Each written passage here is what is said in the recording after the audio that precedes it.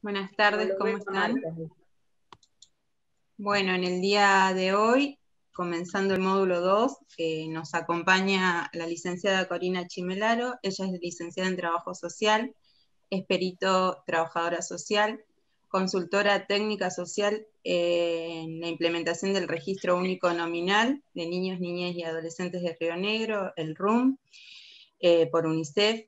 Es asesora técnica de la Subsecretaría de Fortalecimiento Familiar y coordinadora provincial de fortalecimiento en SENAF, y es docente en el IPAP en la Tecnicatura de Niñez y Adolescencia y Familia en la materia Problemática del Niño, el Adolescente y la Familia. También nos acompaña el licenciado en Trabajo Social, Cristian Acuña. Él es especializado en Trabajo Social Forense, es maestrando en Planificación y Gestión de Política Social, es docente también en Educación Terciaria en el IPAP, y además es coordinador general de la CENAF en la sede de Alto Valle Centro. Así es que bienvenidos a los dos. Hola, buenas tardes. No sé si se escucha bien. A ver, ¿ahora se escucha un poco mejor? Bien. Bueno, por ahí aclarar una cuestión, quizás estaba medio desactualizado. El CV actualmente no estoy como coordinadora técnica de fortalecimiento familiar. Estoy en RUM, en el área de informática, llevando a cabo todos los procesos de ayornamiento del sistema a la provincia de Río Negro. Así que bueno, por ahí estoy como docente en la Universidad de Río Negro. Fue una cuestión mía, no es, perdón. Bien, Cristian está por ahí, ¿te veo? Bueno, buenas tardes a todos.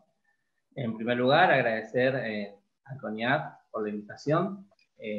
Consideramos como parte de SENAF importantísimos estos espacios, no solamente de capacitación, sino que nos sirven para poder repensarnos e interpelarlos en cada uno de los roles que tenemos.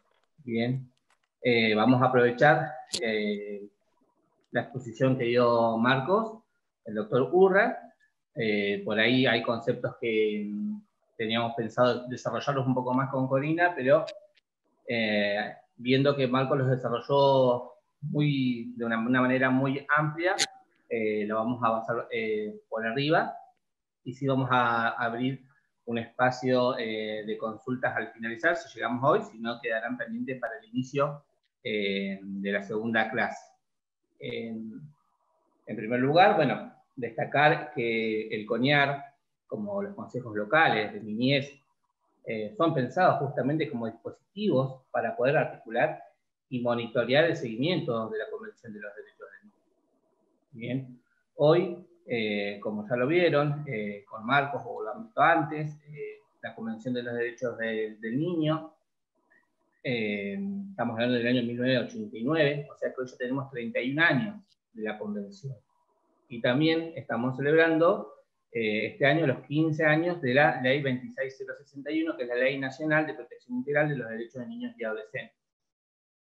Ahora, a nivel de la provincia de Río Negro, la sanción de la Ley 4109 fue en el año 2006, por lo tanto también ya tiene su recorrido, tenemos 14 años.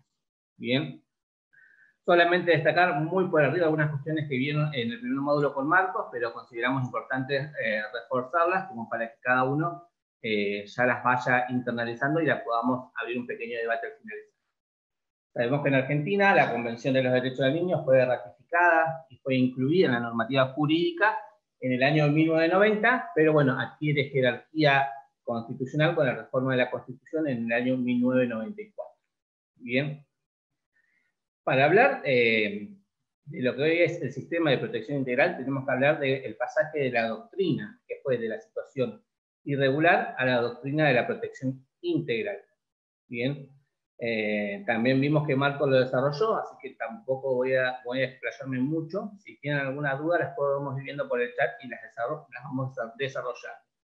Pero bueno, hay un cuadro comparativo que es muy simple y muy clarificador entre las dos doctrinas. La doctrina de la situación irregular, que es la doctrina, la ley del doctor Agote, la ley del patronato de menores del Estado, es la ley número 10.903, que tuvo casi un siglo de vigencia.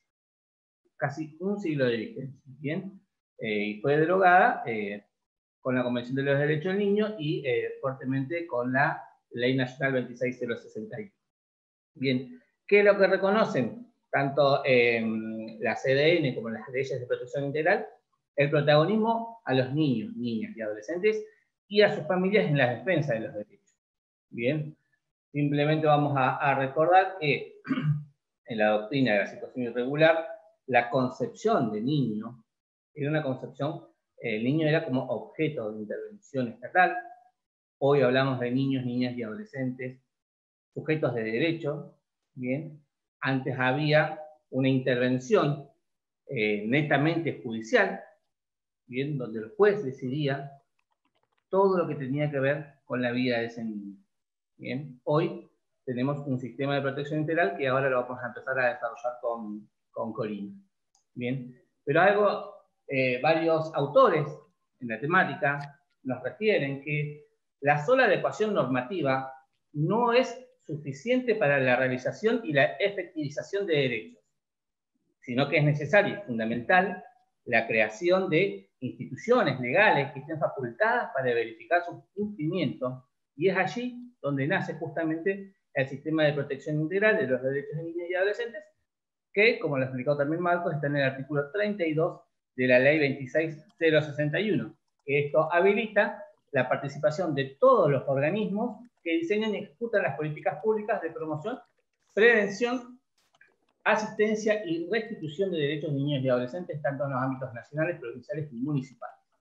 Bien, el impacto transformador de la Convención de los Derechos del Niño obliga a redefinir el modelo tradicional de protección, contemplando formas de participación comunitaria, ¿bien? Que reconozcan el protagonismo esencial del niño y su familia. Eso vamos a hacer mucho énfasis con la centralidad de la familia. Y obviamente se debe promover el efectivo respeto y satisfacción de sus derechos. Bien, entonces podemos sostener que a partir de los enunciados de la Convención de los Derechos del Niño, la responsabilidad en la protección de los derechos reconocidos a la infancia no solo recae sobre los padres o los responsables directos del niño, o sobre un área específica del Ejecutivo con competencia en infancia, o sobre la justicia especializada como lo era antes, sino que, aún con diferentes grados, la protección integral de la infancia convoca a diferentes actores gubernamentales y no gubernamentales, en el ámbito de su competencia específica, obviamente, y de conformidad al principio de participación comunitaria en virtud del principio que se llama corresponsabilidad. En esto vamos a hacer mucho énfasis con Corina durante las 3 clases que vamos a compartir con ustedes. Bien, ahora, ¿qué implica esta nueva institucionalidad? Bien, exige justamente repensar la función y el rol del Estado en la corresponsabilidad que le compete a cada uno de los actores y dar cuenta de una nueva vinculación, ¿bien? Que va a abandonar la tradicional concepción del patronato estatal y coloca a cada poder del Estado en su esfera de actuación propiamente dicha, ¿bien? Reconociendo igualmente un amplio margen de participación de la comunidad a través de las organizaciones civiles. Bien, ahora, también es importante resaltar, antes de empezar con la presentación del PowerPoint, que hacer una revisión de los procesos de transformación jurídica, como lo explayó el doctor Urra, posibilitará comprender que las instituciones y las prácticas gestadas bajo el modelo tutelar del patronato siguen presentes en algunos normativos, aunque se los nombre de otra manera. ¿Qué queremos decir con esto?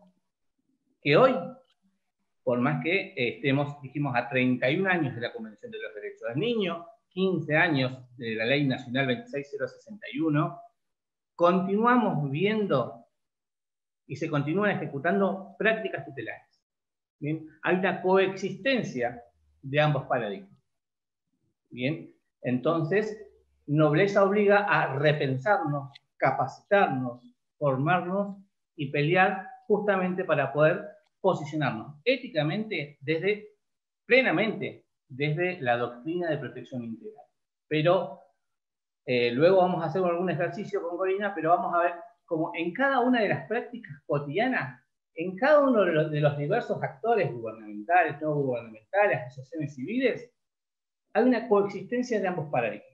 Entonces, es muy importante saber cuáles son las características de uno y del otro. Bien. Ahora, Cori va a empezar a compartir pantalla, el PowerPoint que habíamos preparado, y si van surgiendo algunas preguntas, las van compartiendo en el chat y las vamos desarrollando después. Bien. Ahí lo pueden ver.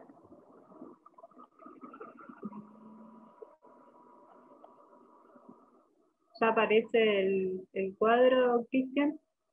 ¿Sí? Ah, bien. Guardame un minuto.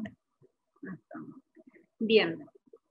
Como ya hizo la presentación tan interesante el compañero Cristian, bueno, previo la presentación de Marcos, muy atinado, súper interesante.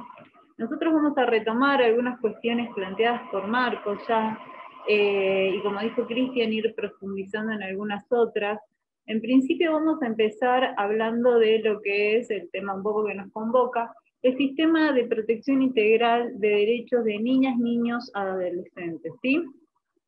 ¿Qué vamos a decir al respecto? Vamos a decir que está conformado por todos aquellos organismos, entidades y servicios que diseñan, planifican, coordinan, orientan, ejecutan y supervisan las políticas públicas de gestión estatal o privada, en el ámbito provincial y municipal, local, destinadas a la promoción, prevención, asistencia, protección, resguardo y restitución de derechos de las niñas, niños y adolescentes, y establecen los medios a través de los cuales se asegura el efectivo goce de derechos y garantías reconocidos en la Constitución Nacional, la Convención sobre los Derechos del Niño, de las niñas, podríamos decir hoy, y la Ley 26.061 y la Ley 4109, ¿sí? Este fragmento citado de un documento de UNICEF.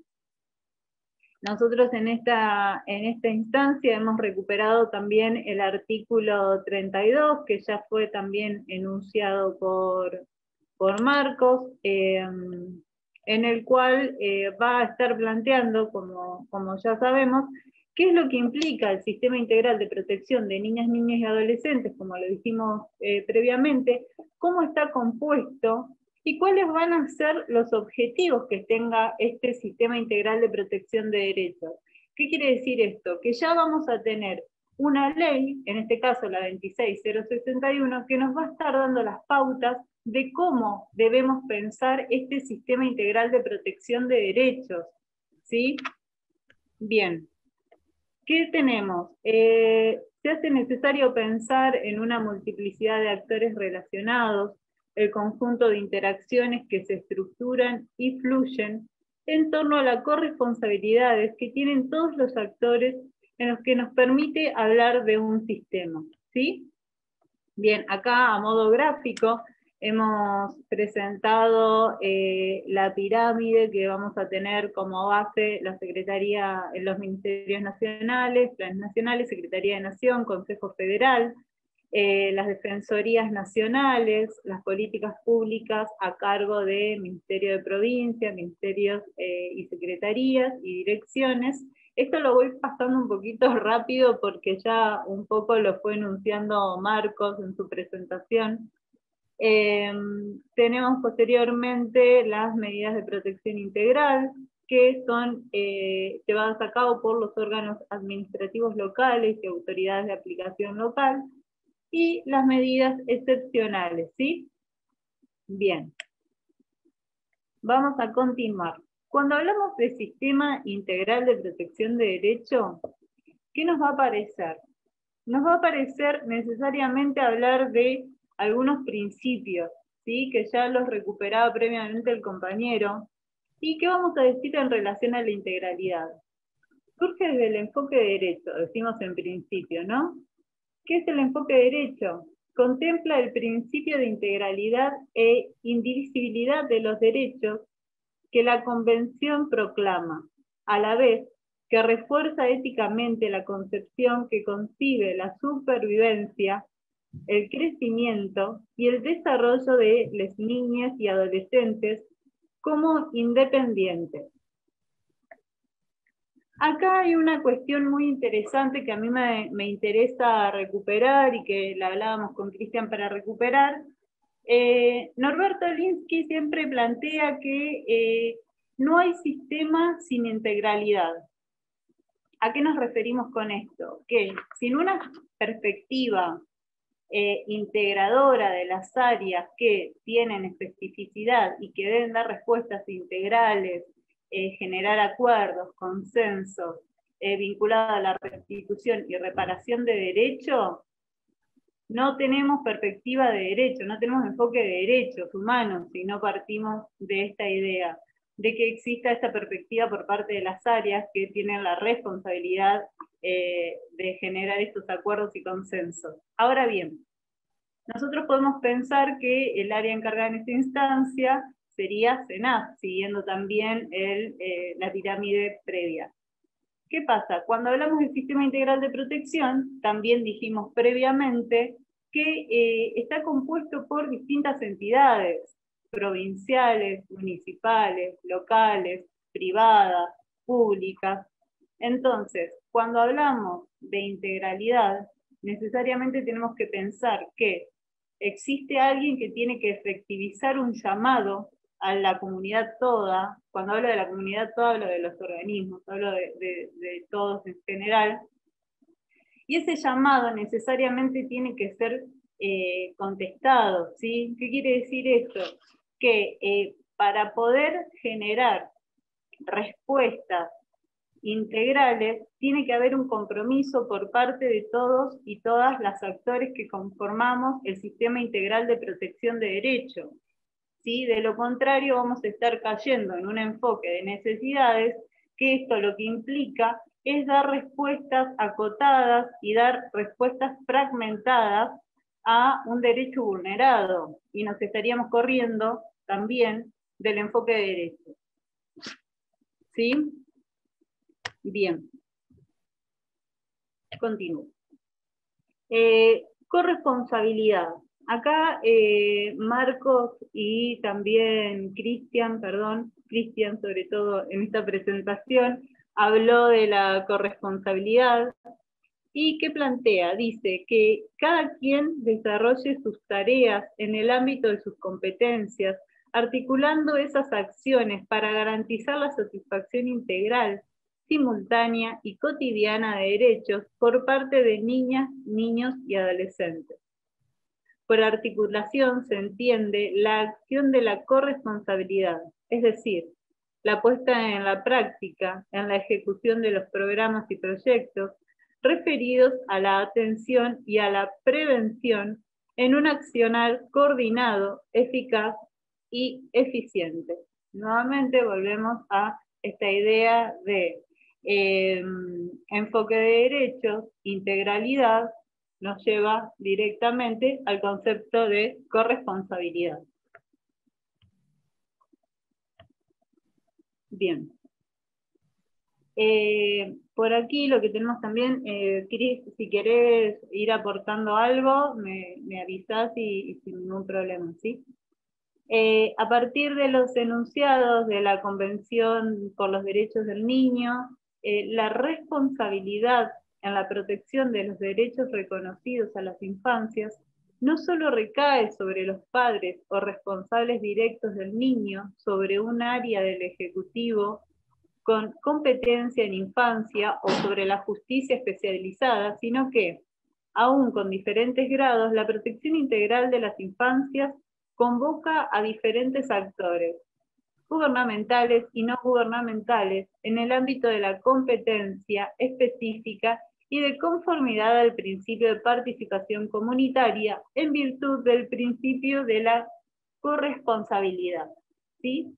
Esta idea de corresponsabilidad no significa que no, que se pierda la responsabilidad que tiene el Estado respecto a generar o a establecer los lineamientos de las políticas públicas y definir la asignación de los recursos y coordinar y gestionar, su ejecución de los distintos niveles, sino que abre el juego a la participación civil, a los niños y a sus familias.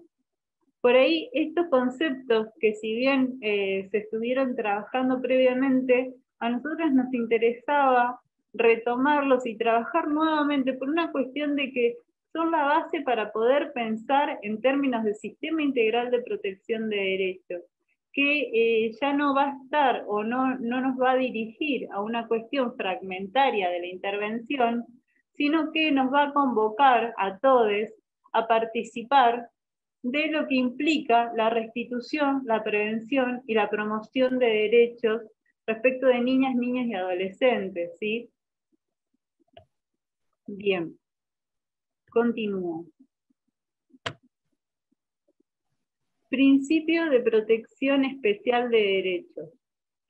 Este es un tema que nos interesaba tocar también, que lo estuvo trabajando Marcos, que tiene que ver con que las niñas y adolescentes son personas en crecimiento y que por ello enfrentan mayores dificultades para poder ejercer sus derechos, y que esto es particular de acuerdo a su desarrollo y singularidad. Acá vamos a hablar y vamos a traer a colación el tema de la autonomía progresiva, ¿sí?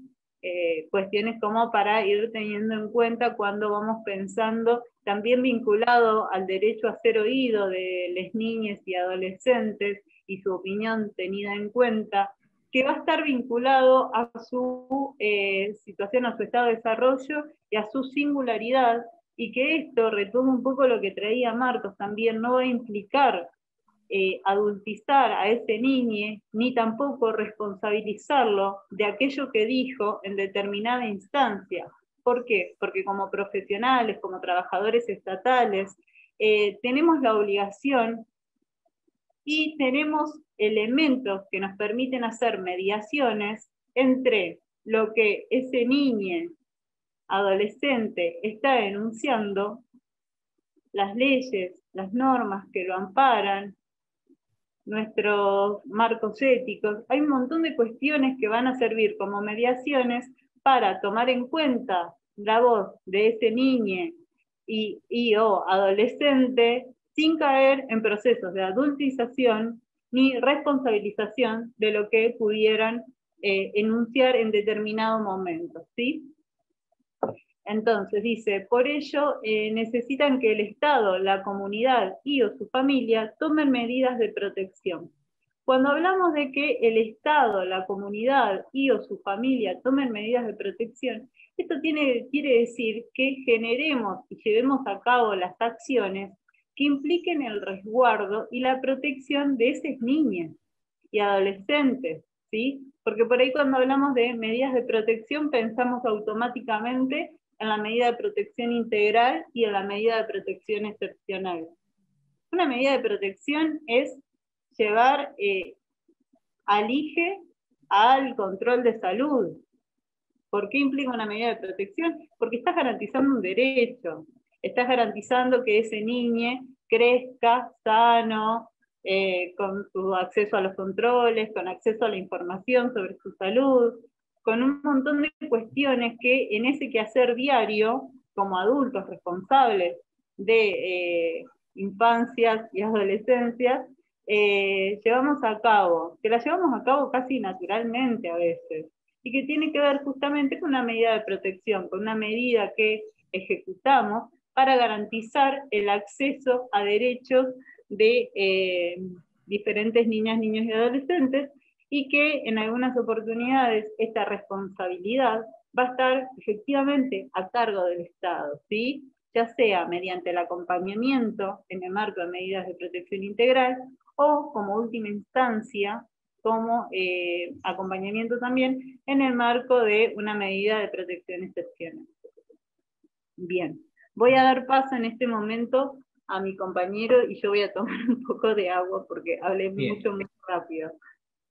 Bien. Por ahí le pido a Cristian y Noelia, si vamos muy rápido, que nos vayan como frenando, porque veo que son 7:30,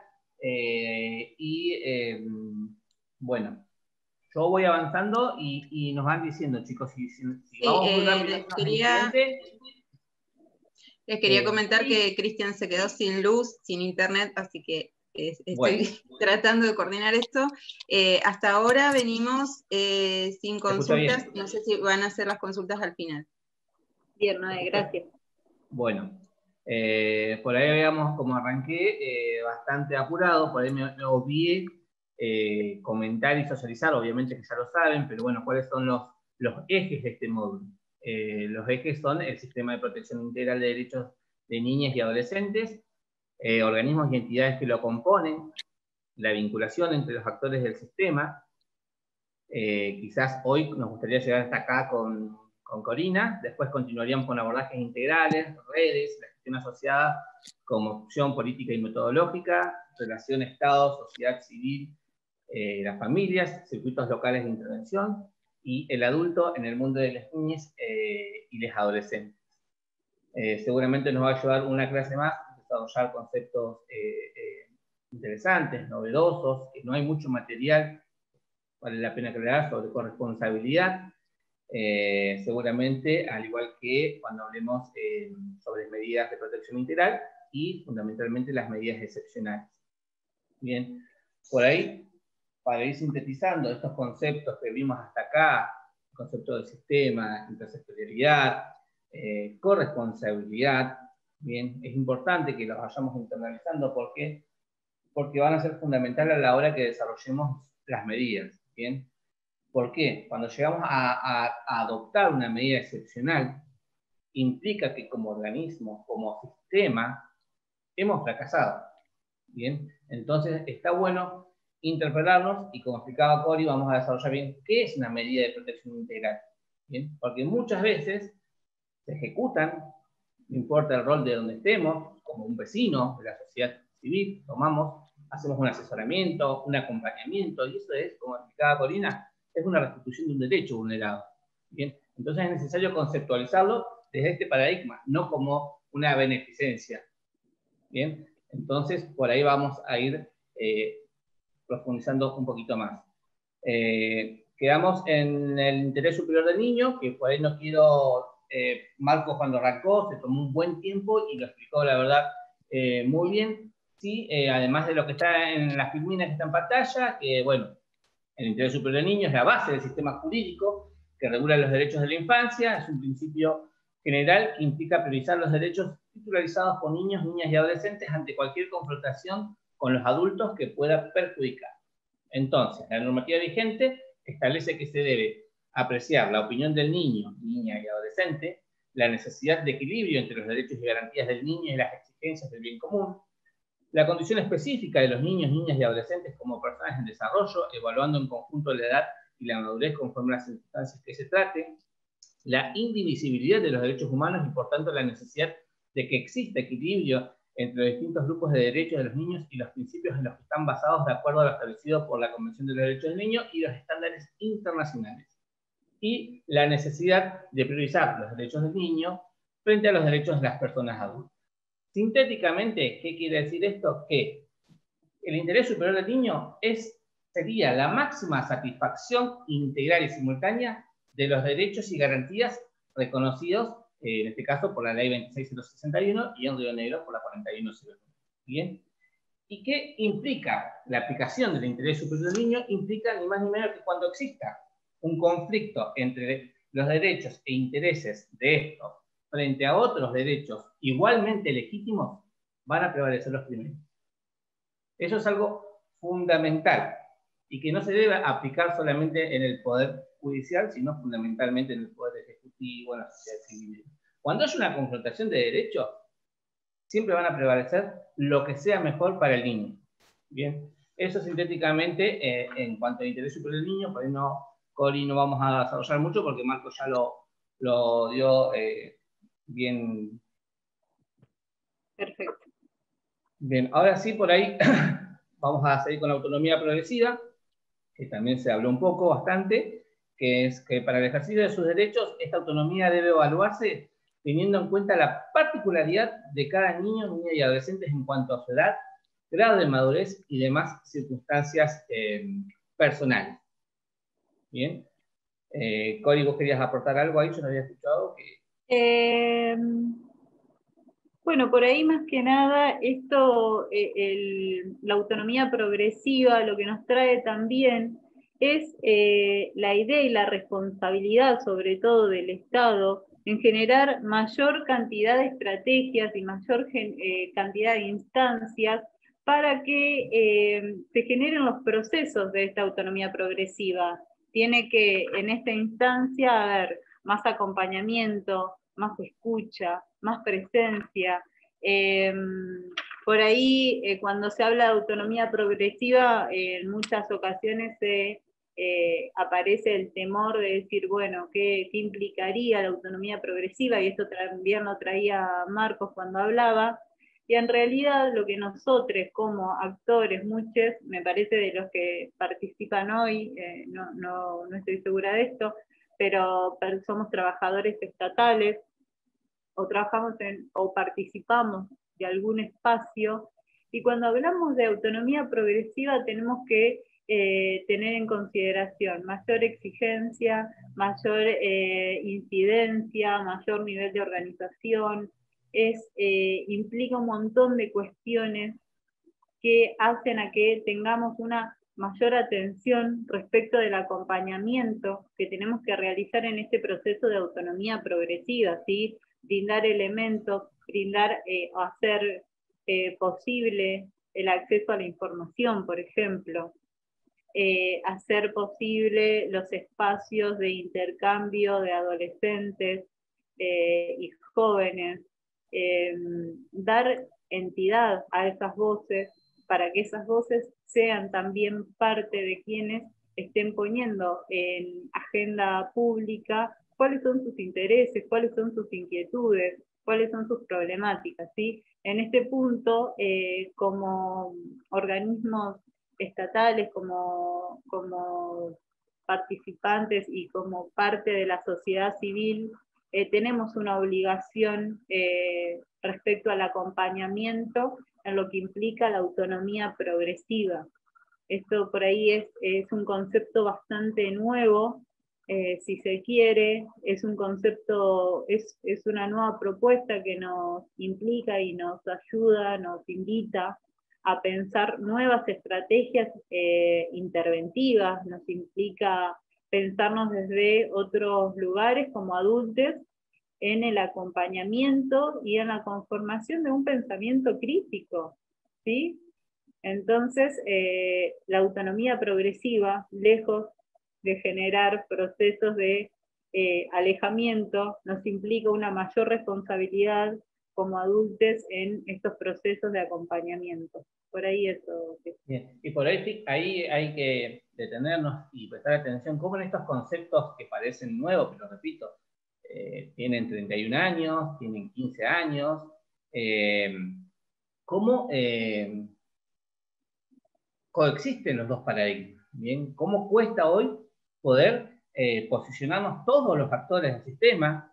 Por ahí estaba mirando el chat, cuando hablamos de interés superior del niño, cuando hablamos de autonomía progresiva, es importante el posicionamiento ético que tengamos todos los actores. No importa si estamos en una posición gubernamental, no gubernamental, en una asociación civil, como vecino, ¿bien? Yo tengo que tener un compromiso ético y no siempre hablamos de restitución. Siempre las palabras son promoción, prevención y restitución de derechos. Obviamente que tenemos que hacer mucho énfasis en programas preventivos promocionales como estaban consultando ahí en el chat. Pero bueno, fíjense que lo vamos a ir desarrollando más adelante también, cómo están estos. Yo quiero que en todo momento vayamos haciendo este interjuego entre el paradigma de la situación irregular y el paradigma de protección integral. ¿Bien? Porque en la norma está muy claro, en lo teórico está muy claro, pero en el territorio siguen habiendo prácticas tutelares. Y no se sigue respetando el interés superior del niño, y muchas veces aún hay muchas oposiciones. Cuando uno plantea una estrategia de intervención posicionada con una autonomía progresiva de un adolescente, y ahí aparecen muchos obstáculos de personas importantes, de mucho peso dentro del sistema de protección, oponiéndose. Entonces, bueno, el compromiso es de cada uno de nosotros en defender estos principios. Bien, continuamos con el derecho del niño a ser oído. Esto también es algo fundamental para poder corrernos del adultocentrismo y decidir siempre en función. Quizás antes era el juez, hoy es el organismo proteccional. Pues no, bien. El derecho del niño a ser oído se encuentra establecido tanto en la Convención como en las leyes 26061 y la 4109, y recientemente también fue incorporado en el Código Civil de la Nación con su reforma del año 2015. Esta centralidad que ocupa este derecho implica que se debe propiciar la instancia para que el niño, niña y adolescente sea oído directamente, es decir, no a través de representantes, y que su opinión sea tenida en cuenta, según el principio anterior que vimos, que es la autonomía progresiva, en cuanto a medidas de protección de derechos que lo involucren. ¿Qué significa esto? Que el niño debe ser escuchado en cada una de las instancias que lo involucre, fundamentalmente cuando se van a adoptar medidas que afecten su vida. Bien, entonces es fundamental corrernos nuevamente del paradigma tutelar, porque decimos, bueno, estamos posicionados desde el paradigma de la protección integral, bueno, que sea el organismo rector el que decida, ¿bien? No, siempre hay que escuchar al niño y que su opinión sea tenida en cuenta. Tampoco caer en la crítica absurda de que vamos a hacer lo que nos digan los niños. No, es escuchar al niño y que su opinión sea tenida en cuenta. Después, en función del interés superior del niño, adoptaremos las medidas que corresponden en cada uno de los organismos. ¿Bien? Bien. Sí, por ahí en esto también sumar esta idea de que las niñas y adolescentes sean partícipes de ese plan estratégico de restitución de derechos, ¿sí? Porque no dejan de ser quienes van a ser, justamente son ellos titulares de derechos, y en tanto titulares de derechos, tienen también la posibilidad de ir generando, o le tenemos que generar la instancia de escucha y de participación, brindar toda la información que necesiten en estos procesos de las medidas de protección de derechos. Eso es un punto muy importante a tener en cuenta, ¿sí? Cómo hacemos el acompañamiento, cómo enunciamos las determinadas, o la información, tener un lenguaje claro, poder ser claros cuando estamos informándoles a las niñas respecto de sus derechos, porque en función del interés superior del niño y de su voz estamos tomando determinadas decisiones, qué implica ese resguardo.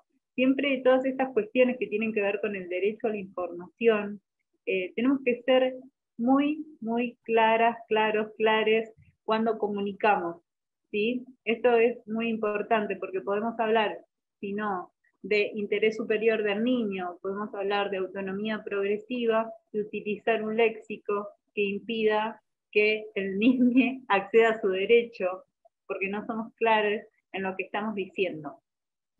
Por ahí eso, y paso a la próxima Sigmina. Les hago una consulta, Cristian y Corina. En función de la hora, son -20, casi -15. ¿Les parece que cortemos acá y hacemos las consultas y retomamos en la clase siguiente? Sí, Noé, y entraríamos la próxima clase con la centralidad de la familia, ya como un tema, no sé, Cris, ¿estás de acuerdo? Sí, totalmente de ¿Sí? acuerdo. Bien, bueno, bárbaro. No sé si quieren dejar de compartir las filminas, entonces van a poder ver el chat. Gaby pregunta, ¿cómo hacemos para que las familias cumplan el derecho a la educación de sus hijos ahora en este año de pandemia? Hay muchos niños que no están escolarizados. Esa es una pregunta. Tati Rivas dice que habría que profundizar en lo preventivo promocional, si no siempre estamos pensando en la restitución de derechos, hay que trabajar en lo preventivo. María Belén Garay acuerda con esto de lo preventivo. Linda dice, consulta, ¿por qué durante la pandemia lo judicial se detuvo, entendiendo que hay situaciones que no pueden esperar?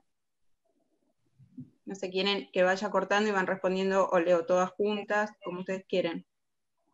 Bien, vamos respondiendo. Dale, Cori. Dale. Okay.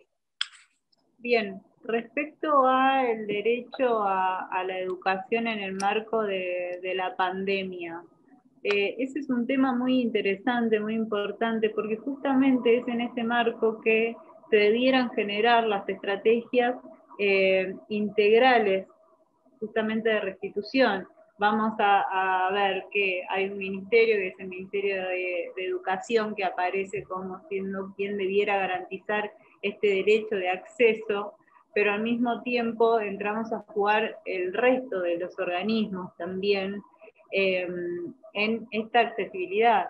Es un tema interesante, yo no sé si tengo la respuesta de cómo debiera ser o cómo tiene que ser, teniendo en cuenta que hoy lo que se planteó como base de acceso a la educación es el recurso tecnológico, y que no todas las familias acceden, no todas las familias tienen acceso a los recursos tecnológicos, ya sean una computadora, ya sea un celular, no todos tienen acceso a cuestiones que hoy pueden considerarse básicas, descargar archivos, ¿sí? Escanear una imagen para enviar a los docentes.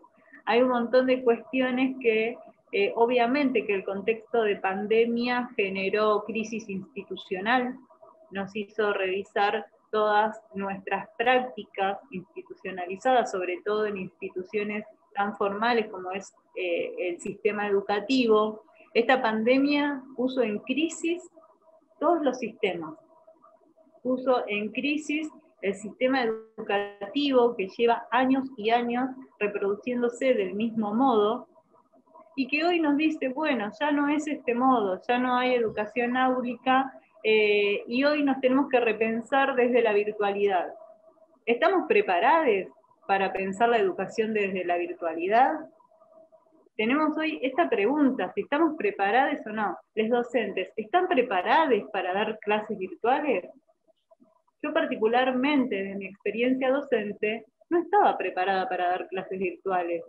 Implica generar un montón de condiciones para que las niñas, en este caso, puedan acceder a elementos y a cuestiones de su educación, y aparecen en este marco la familia como, decíamos, bueno, vamos a retomar la familia como responsables primordiales del acceso a derechos. Y aparece la familia teniendo que ocupar un rol docente que no necesariamente estamos preparados para ser quienes podamos ejecutar esta tarea pedagógica, de enseñarle en muchos casos a niñas que ingresarían a un primer grado a leer o a escribir. ¿Sí? Como que hay un montón de cuestiones que esta pandemia pone a la vista. Esta pandemia nos invita a repensarnos todas las instituciones, particularmente pensando en niñas, niños y adolescentes. La institución educativa es la que sufre mayor impacto, ¿sí? Porque implica repensar una institución súper formal, una institución dura, con muchas cuestiones burocráticas, con un formato bien establecido a lo largo de la historia y que se ha ido reproduciendo, como dije previamente. Pero ahí, Cris, no sé si querés aportar algo al respecto. No, yo podría agregar que más allá, obviamente, esta dicotomía que da en cuanto a la accesibilidad, por ahí si el derecho vulnerado, haciendo más amplia la pregunta, si el derecho vulnerado es que la familia directamente vulnera el derecho por no inscribirlo a la escuela o no llevarlo a la escuela, bueno, ahí también empezamos a vernos como actores involucrados, ¿bien? Entonces tenemos la obligación de poner en conocimiento a las autoridades administrativas locales de esta vulneración de derechos. También es fundamental, que lo vamos a tratar en la otra clase, es el principio de no judicialización, ¿bien? pero sí es importante exponer esta situación de vulneración de derechos en las autoridades correspondientes.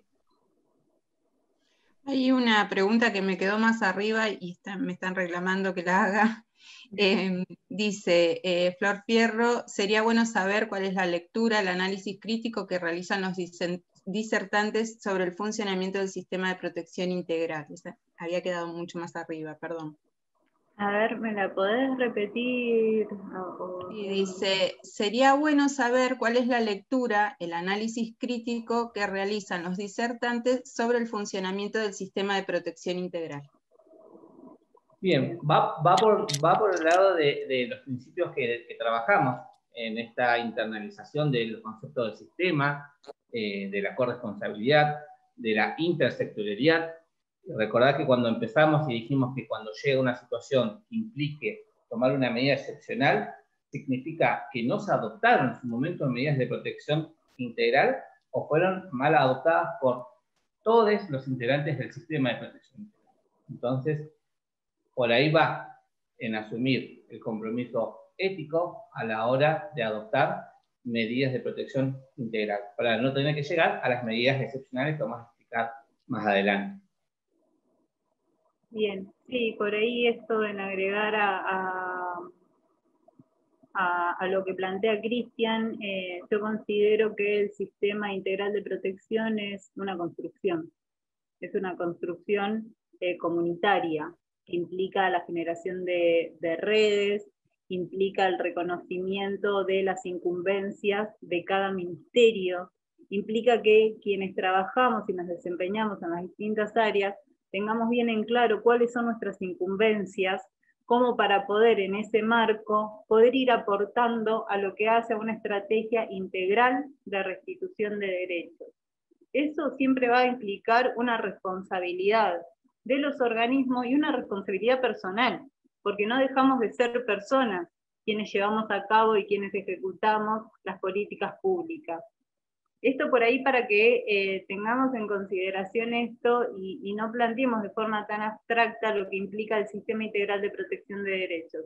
El sistema integral de protección de derechos decimos que está compuesto por distintos organismos provinciales, municipales, locales, de la sociedad civil, pero esos organismos están compuestos a su vez por personas, y esas personas, quienes trabajamos en las áreas de infancia y adolescencias, debemos tener, como decía hoy el compañero, una visión y nuestra práctica, nuestra intervención tiene que surgir de una perspectiva de derechos, ¿sí? Pero ahí va a impactar la responsabilidad que tengamos cada uno de nosotros desde nuestro lugar. ¿Sí? No lo hablo ni siquiera como una cuestión de, voluntariosa, vamos a poner todos nuestro granito de arena. Hay una cuestión que tiene que ver con responsabilidades de los organismos estatales, de los organismos públicos, de los privados y de quienes los componemos, quienes los habitamos. Porque las instituciones en general, no dejan de ser más que espacios que vamos reproduciendo quienes los habitamos, quienes los sostenemos. Entonces, hablar de un sistema integral de protección implica visibilizarnos en esas instituciones y qué es lo que hacemos en función de eso, ¿sí? Como para garantizar el acceso, la prevención y la promoción de derechos. No sé si eso responde. Supongo que sí. Y este abordaje integral que también lo explicó Corina, implica obviamente llevar a actividades de tipo preventivas también, no solamente de restitución de derechos vulnerados. Esto es algo fundamental. Está bien. María Belén Garay dice, es lamentable, pero este derecho superior del niño no se respeta como ustedes nos explican, ni siquiera en las escuelas con niños integrados. Las leyes son claras y buenísimas, pero en la práctica cuesta llevarlas adelante. Valeria Cardoso dice, la autonomía se genera en la escuela, pero ¿cómo hacer para llegar a todos y todas en este contexto cuando no todos cuentan con un acceso a Internet ni con dispositivos, más o menos lo que veníamos en la línea que veníamos hablando. Patricia Lucero dice, reconocer la coexistencia de los dos paradigmas es fundamental para abordar las diferentes problemáticas. Es posicionarnos en una realidad de la que nadie es ajeno. No sé si quieren ir respondiendo algo más o más. Sí, agregar ahí el posicionamiento ético que tiene que adquirir cada uno de los integrantes del sistema de protección integral, como decía Corina, al momento de restituir o tener actividades preventivas. ¿Bien? Pero lo voy a repetir una vez más, y no quiero ser pesado con esto, pero durante las 3 clases nosotros vamos a hacer este interjuego para que realmente quede en evidencia conceptos como autonomía progresiva, el derecho a ser oído, interés superior del niño, aún en el Poder Judicial, como en el Poder Ejecutivo, como en las organizaciones civiles, coexisten los paradigmas y con mayor peso el paradigma tutelar. Y eso lleva a que se boicoteen muchas veces estrategias que tienen estos principios rectores.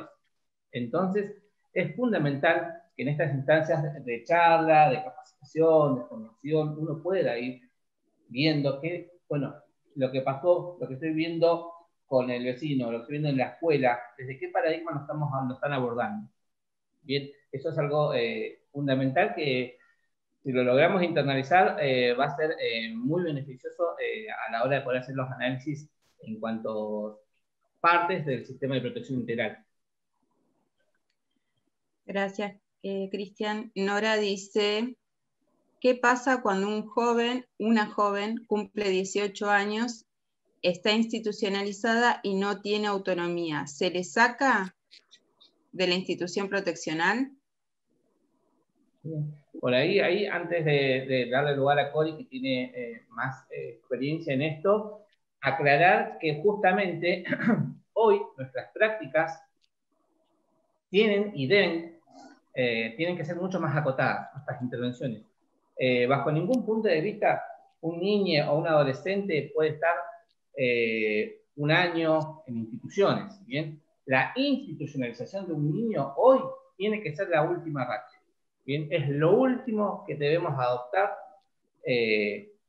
y una vez que queda institucionalizado, se tienen todos los organismos del sistema de protección integral trabajar activamente para que ese niño o ese adolescente regrese a su núcleo familiar de origen o en el periodo de 0 a 6 meses, como ya le explicó Marco, el organismo dictamine, haga su dictamen de adoptabilidad. ¿Bien? Pero para esa pregunta ya conlleva implícitamente el paradigma tutelar, que es que los adolescentes cumplan los 18 años dentro de un organismo. No debe pasar. No debe pasar. Cuando sucede, hoy se cuentan con programas de egreso asistido y otras herramientas desde SENAC Nación que fueron muy, muy ricas y hay muy buenas experiencias. Hoy, Cori, si querés explicar sí, bueno, algo de por ahí hoy se cuenta con programas como PAE para los procesos de acompañamiento a la autonomía progresiva de los adolescentes. La idea es que cuando se dan estos procesos tan amplios hay dos cuestiones igualmente en esto. Cuando se dan estos procesos tan amplios de institucionalización, necesariamente quienes se encuentran interviniendo en esta situación no tienen que esperar hasta los 18 años para pensar en esa instancia, bueno, ¿qué hacemos ahora? Por un lado. Por el otro lado, en esa instancia tiene que haber interviniendo un defensor, ¿sí? Tienen que haber interviniendo otras organizaciones, y volvemos a la idea de sistema integral de protección de derechos, y lo devuelvo como pregunta. ¿Es solamente el organismo proteccional quien tiene que garantizar nuevas instancias o generar las condiciones para que esa persona, niña, niño, adolescente, en este caso adolescente joven, tenga otra posibilidad o tenga un egreso de esa institución? Lo devuelvo como pregunta en esta cuestión, porque también, y en este caso, es necesario que tomemos conciencia y podamos identificar, perdón, se me subió el gato, que tengamos en consideración cuestiones tales como cuál es la situación particular de esa persona, porque no es lo mismo hablar de una adolescente con una problemática específica o alguna situación particular en su vida que hace que no pueda generar instancias de autonomía progresiva. En ese caso hay que generar todas las condiciones. Esto se plantea de la ley de discapacidad, por ejemplo, generar las condiciones para que pueda acceder a esa autonomía. Entonces vamos a tener que revisar cada situación particular y, como dijo Cristian, en principio no llegar a que a los 18 años tengamos todavía chiques institucionalizados. Y en todo caso, si las condiciones, la situación, el contexto hizo a que se llegara a esa situación, previamente tenemos que ir generando las instancias para que ese adolescente, esa adolescente, pueda acceder a otras posibilidades que no implique salir de una institución para ingresar a otra, y estos procesos que son tan dañinos para la subjetividad de una persona. Por eso siempre vamos a decir que la medida excepcional y la institucionalización va a ser la última instancia, y por eso también es necesario empezar a trabajar en términos de autonomía progresiva, todas las organizaciones, todas las instituciones, pensar en qué elementos contamos para esos acompañamientos y generar estrategias integrales con perspectiva de derecho. No sé si bueno, se generó un intercambio entre docentes y demás. Linda me recuerda por privado la consulta sobre el Poder Judicial, que hay situaciones que no pueden esperar. La pregunta se las había hecho al principio. Ah, bien.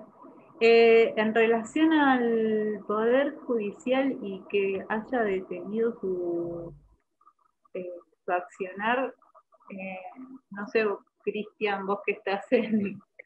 Sí, por ahí hemos tenido reuniones nosotros tanto con defensores de menores. Fíjense en el concepto todavía que tiene el Poder Judicial, que más adelante vamos a trabajar, que es el que más vestigio tiene de tutelar. Hemos tenido fundamentalmente con el Defensor General de la provincia, porque fue muy evidente el parate que hubo de los ETI, que son los equipos técnicos interdisciplinarios, los juzgados de familia.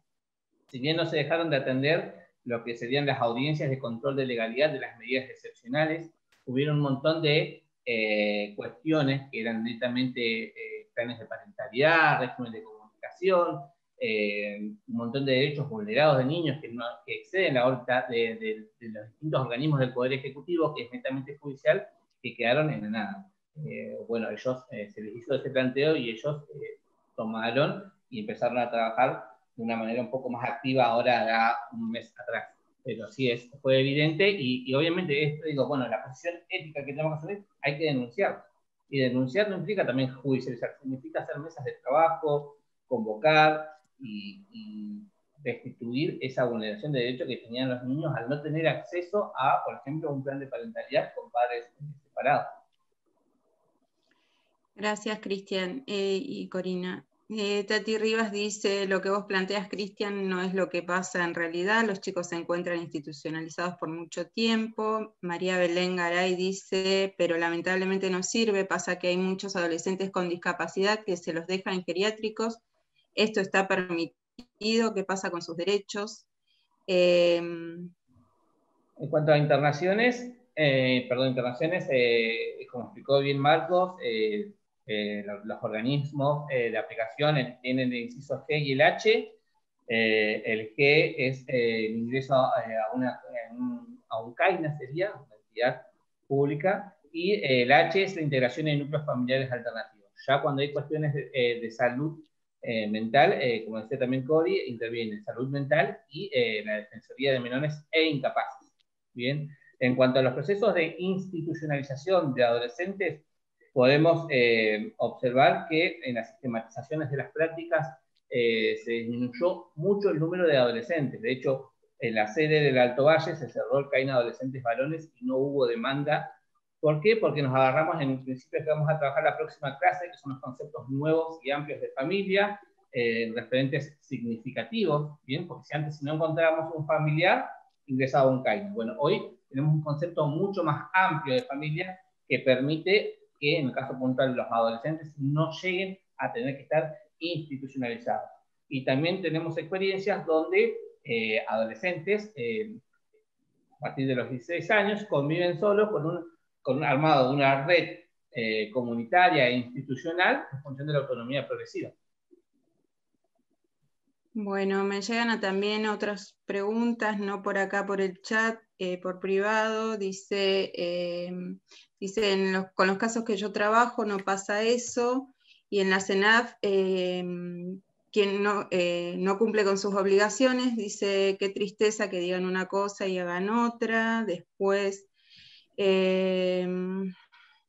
a ver, Cristian Becerra dice, autonomía progresiva es muy importante para trabajar en educación y responsabilidad ante la misma. Después, Daniela Victorica, dice, en las localidades de la línea sur, sobre todo en los pequeños pueblos o parajes, no hay un acompañamiento real entre las instituciones para orientar o acompañar a las familias de niñas que viven la violencia de género. Es falta de capacitación en muchos casos sobre cómo intervenir. Sí, en general son aportes, no son... Sí, pasa por lo que explicaba Cori con el principio de integralidad. Es necesario, fundamental, una articulación y respuestas inmediatas de todos los ejecutores del sistema de protección. Sí, hay así como una pregunta recurrente, dice, o un aporte, no son preguntas, dice, cuando denuncias o pones al tanto de lo que sucede muchas veces con los chicos y chicas a ETAP o a CENAF, las respuestas no son inmediatas.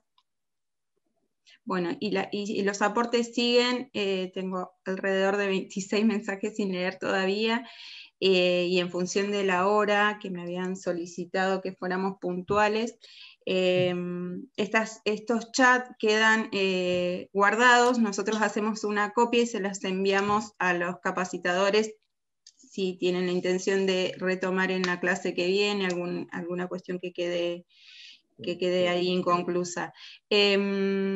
Cristian, no te veo, se volvió a conectar. Cristian, volvió la luz a Fernández Oro.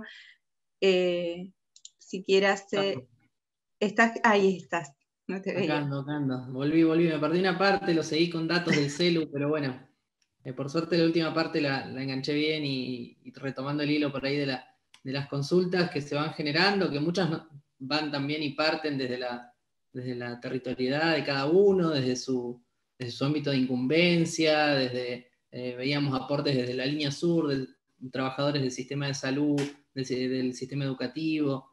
Y bueno, no, esto que nos planteamos como desafío también en el marco de esta capacitación, que tal vez hoy suena a catarsis todo lo que vamos leyendo, pero la idea es que podamos ir haciendo, enhebrando todo ese marco normativo, toda esa legislación, que no solo garantiza una serie importante de derechos que con Marcos repasamos detalladamente, sino que también le da plantea ese esqueleto, esa estructura que es el sistema de protección integral, al que, bueno, todos en cierto modo, sí reconociendo mayores y menores por ahí responsabilidades operativas, pero que todos estamos incluidos, ¿no? Desde la integralidad, desde la corresponsabilidad. Así que es un poco el desafío que tenemos junto a Cristian y a Corina en estos próximos encuentros que nos quedan, ir delineando y sintiéndonos cada vez más parte de ese sistema de protección integral, y que podamos también, no solo en este módulo, sino en los que vienen, avanzar en esta revitalización que proponemos del CONIAR, desde las redes, de los espacios locales, de poder identificar en nuestras comunidades el sistema de protección local. Realmente son objetivos grandes, pero que creo que como verán, hay interés, hay muchas personas y agentes con mucha experiencia que vienen acompañando esta formación. Así que tenemos un desafío, tienen un desafío también Corina y Cristian en esto de seguir avanzando en la convocatoria, a asumir también en parte cada uno la responsabilidad que nos toca como agentes del sistema de protección integral de derechos, ¿no? No sé si Es importantísimo y es muy si quieren hacer algún es muy cierre rico, es ustedes. importante escuchar voces de distintos lugares de la provincia, porque son realidades obviamente totalmente distintas, pero bueno, estos principios básicos que tratamos hoy, es importante que lo vayamos interpelando y ya las próximas clases los vamos a seguir desarrollando. Está bueno esto de poder dar una devolución con Corina a cada una de las preguntas, así que obviamente nos las envíen y nosotros antes de iniciar la próxima clase vamos a ir respondiendo con más tiempo cada una de las preguntas. Sí, veo ahí que siguen llegando los aportes, son un montón. La intención de estos espacios, que obviamente son finitos y tienen que tener un final, es que podamos hacerlo lo más dinámico posible. También entender que el rol de los capacitadores es venir a abordar, tal vez con mayor profundidad, el sistema de protección integral, que no estamos frente a los responsables institucionales o académicos de los organismos, más allá de que las opiniones son todas válidas y aceptables, pero también vale la pena aclararlo.